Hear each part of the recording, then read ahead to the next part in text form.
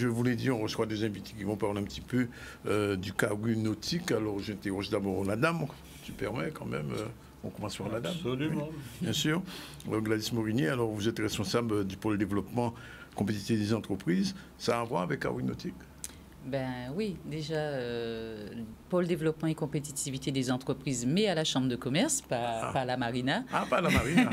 Non, pas à la Marina. Donc, en fait, l'idée, c'est de pouvoir accompagner les professionnels. Hein. Notre pôle a pour vocation d'aider les entreprises à engager des transitions écologiques, mais aussi de valoriser les professionnels des différents secteurs, dont le secteur du tourisme. Et du tourisme maritime, j'imagine. Du tourisme aussi maritime. Maritime. Jean-Paul Fischer, directeur de la Marina du Bas du Fort. Oui. Qu'est-ce qui se passe à la Marina en ce moment? Comment? Qu'est-ce qui se passe à la Marina? Il se passe beaucoup de choses à la Marina. Je pense que c'est un site en pleine évolution aujourd'hui, avec des investissements conséquents qui vont se faire sur 2023.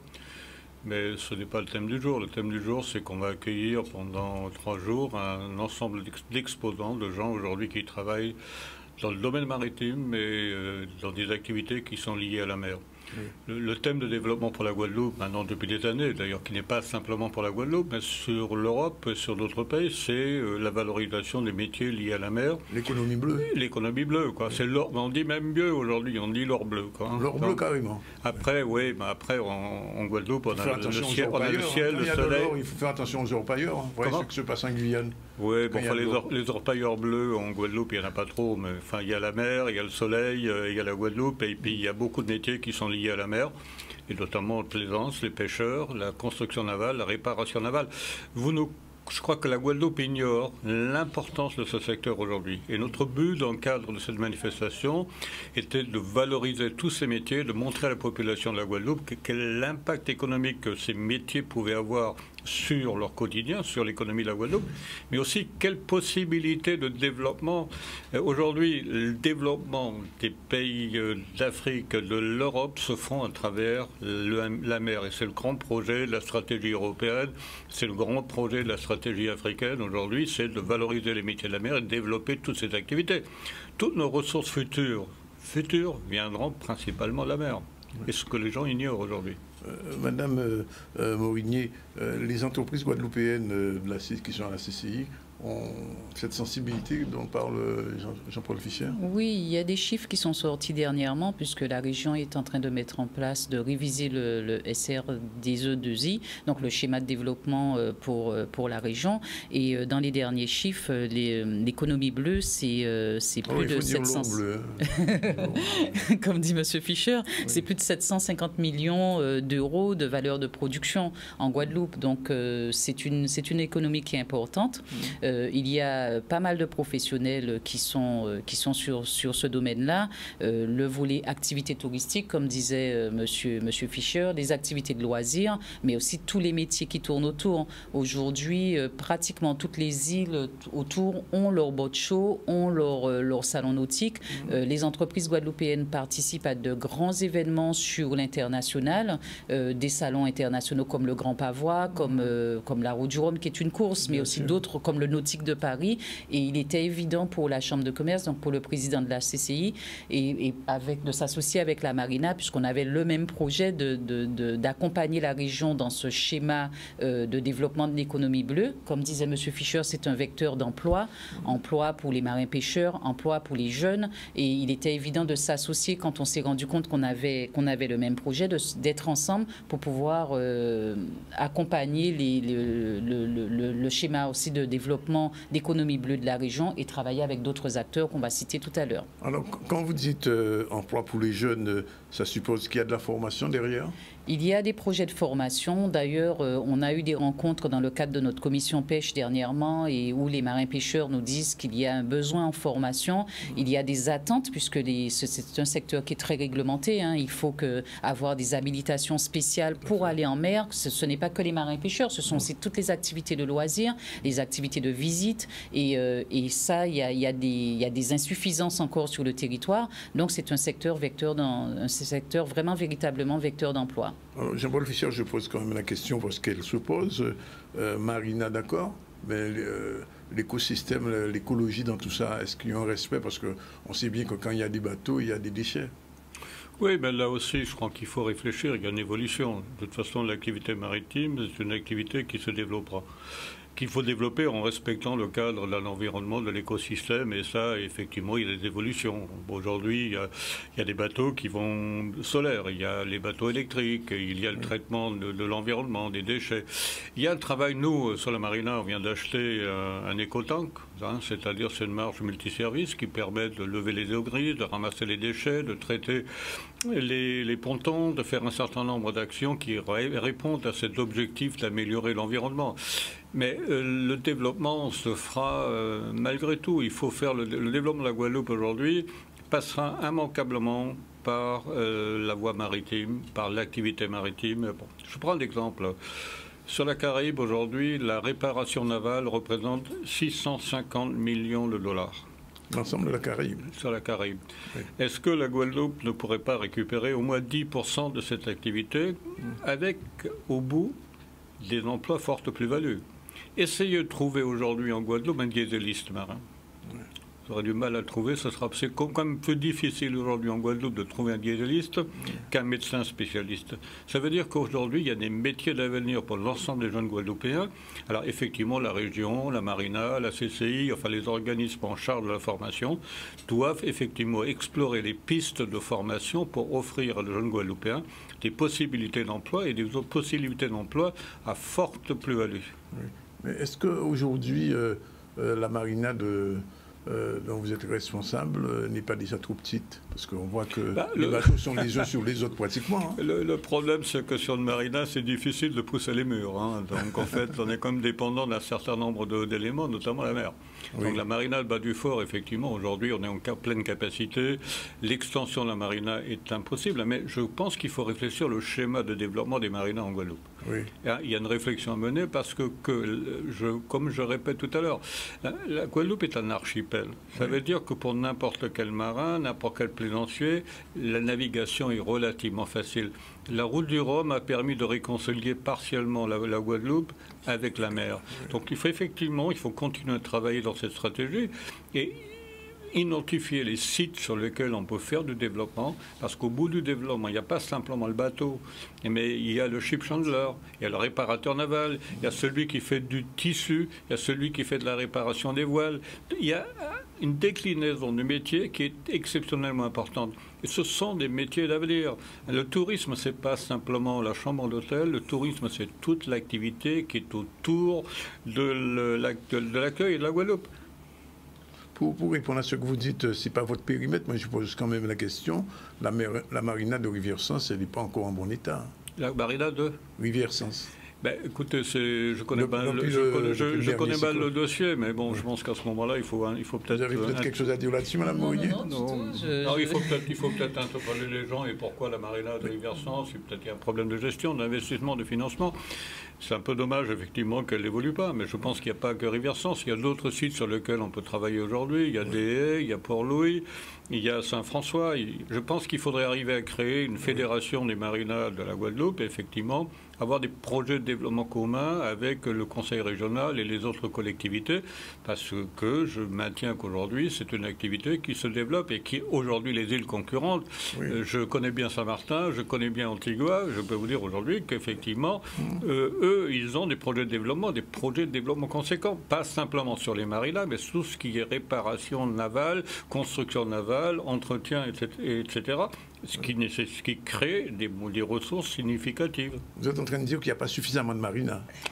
Je dis qu'aujourd'hui, quand vous prenez aujourd'hui, bon, il faut être précis.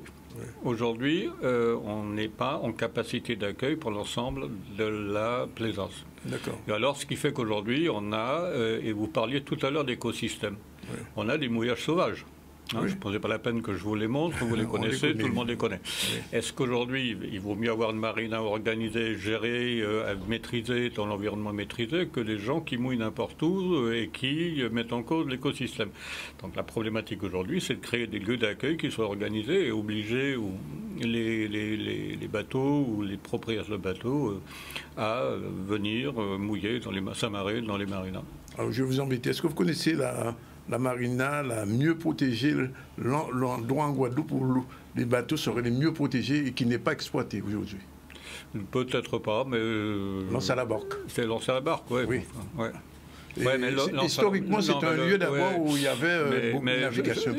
Est-ce que vous savez aussi que l'Anse-à-Barque est un lieu historique protégé je sais. Où il y a sous la mer, il y a plein de bateaux. Où il y a plein de bateaux sous la mer qui datent de Napoléon même d'avant. Même avant. Voilà. Et donc, en fait, ce sera difficile de faire de marina sur ce site-là. C'est clair. Mais bon, vous savez, la protection des marinas, ça s'organise. Hein. Oui. Ce n'est pas la première marina que je gère. Il y a des moyens de protection et de sécurisation du site. Madame Morigny, alors en termes de construction navale, puisque vous parlez il y a d'autres secteurs, construction navale, est-ce que ça se développe vraiment? Alors, on a des chantiers navals autour du MACT. Donc, il y a et en tout cas, ces entreprises sont vraiment très sollicitées puisqu'il y a des constructions qui sont prévues. Il y a un calendrier de construction qui est prévu sur plusieurs années. Nous, quand on avait sollicité il y a quelques mois, un peu avant, à la sortie de la crise, on avait sollicité un constructeur qui nous disait qu'il a des commandes, encore à long terme. Je voulais un peu revenir sur le salon. Pour compléter un peu ce que disait M. Fischer. Ce que je voulais dire, c'est que, en fait, l'idée aussi sur ce salon, c'est de donner envie aux Guadeloupéens de rentrer dans ce genre de métier. De donner à des jeunes, voilà, les métiers de la mer, les métiers de réparation. Il y a des chantiers, il y a Forbin, enfin, tout le monde connaît les existants en Guadeloupe. Il y a des constructeurs aussi de voiles. Il y a des bateaux traditionnels. Et comme disait M.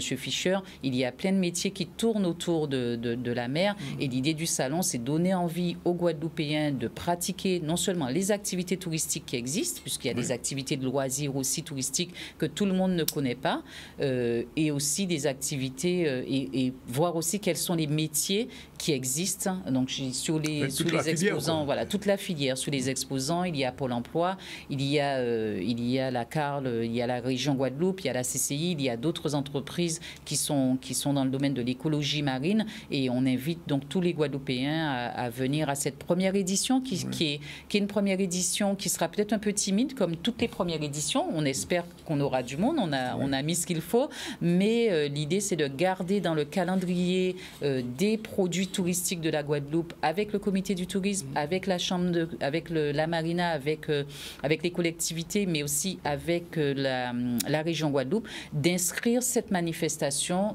dans le calendrier des manifestations de la Guadeloupe. Alors, on ne va pas entrer dans tout le détail du programme, mais enfin, quels sont les lieux d'attractivité ou les choses intéressantes à voir pour Carouille Nautique? Alors, il y a des animations qui sont mises en place, des animations sur l'eau, où les professionnels, enfin, les visiteurs pourront réserver des sorties en kayak. Il y a aussi des sorties en bateau, en voilier. Des démonstrations de l'écotank, et ensuite il y a tous les professionnels, une grande partie des professionnels qui sont présents, qui vont exposer leur matériel, les moteurs, les motoristes et les bateaux qui sont présents. Vous aurez une vingtaine de bateaux effectivement de la SAD, de Forbin, qui vont présenter leur production et qui sont souvent des productions locales. Oui. Et associé à ça, on va sensibiliser aussi sur l'éco-responsabilité, puisque vous en parlez tout à l'heure. Il y aura des animations, des conférences autour de l'éco-responsabilité, des animations pour les enfants avec des associations qui sont déjà très connues sur le territoire, comme Mon École Ma Baleine, comme Mouvance Caraïbes, qui vont nous aider, nous accompagner sur ce volet événements éco-responsables et sensibilisation sur le respect des milieux marins. Alors, pour l'occasion, on reverra le bus des mers? Non, pas cette fois-ci. Le bus des mers ne sera pas présent. Ah, il ne sera pas présent. Le bus des mers. Ça aurait été une occasion. Hein. Oui, mais le bus des mers ne sera pas présent. De toute manière, on ne l'a pas sollicité cette fois-ci. On a eu des délais d'organisation qui sont relativement courts. Comme disait Gladys Monnier, c'est la première édition. Donc la première édition, la prochaine sera plus conséquente. Donc désormais c'est parti, chaque année il y aura un Carouille Nautique, c'est ça? Comment, pardon? Il y aura un Carouille Nautique chaque année? De toute façon, on a inscrit la manifestation dans la pérennité sur la marina. Donc la CCI, la CCIG et la marina vont établir un protocole pour organiser la manifestation avec l'appui des collectivités annuellement, à peu près vers la même période. On fixera très prochainement la nouvelle édition de l'année prochaine et ça s'inscrit dans la durée.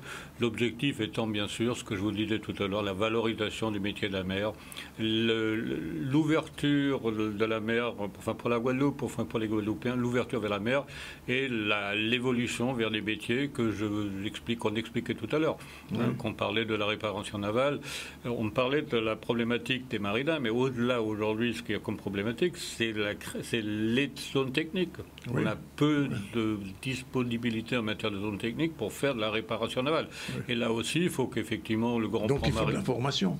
C'est la formation, mais aussi c'est les lieux, les moyens, les infrastructures. Et c'est un investissement sur lequel il faut travailler de manière très forte. Je prends un exemple.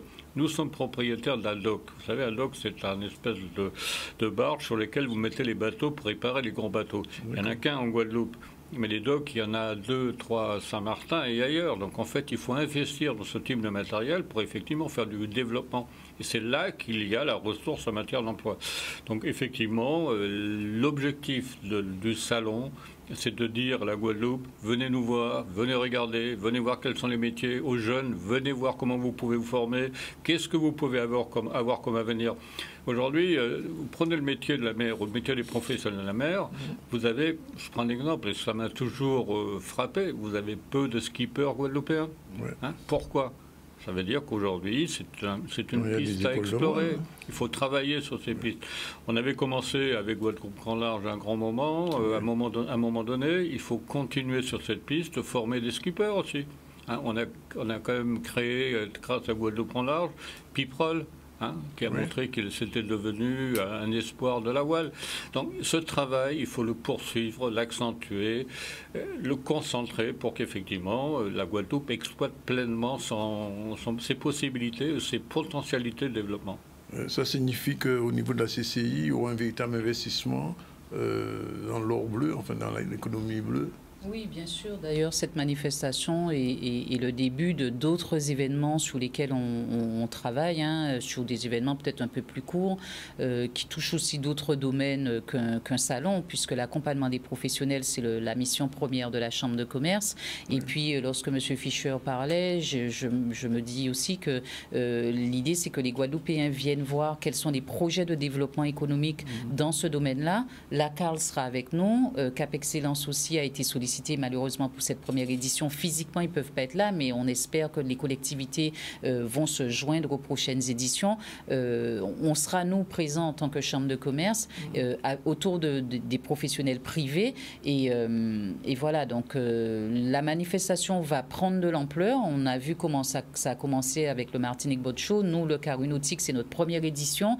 Et c'est quand on regarde l'île voisine, comment ça fonctionne et comment certains professionnels de la Guadeloupe partent en Martinique. Vous parlez de l'île voisine, c'est Saint-Martin ou bien Martinique?